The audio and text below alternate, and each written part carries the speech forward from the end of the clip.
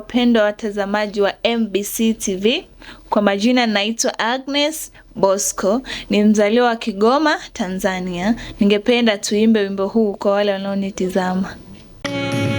Wewe ni Mungu mpasua bahari, haufananishwi na kitu kingine.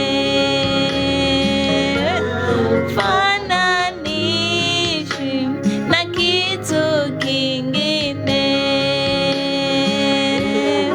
Ni Mungu mpasua bahari, haufananishwi na kitu kingine.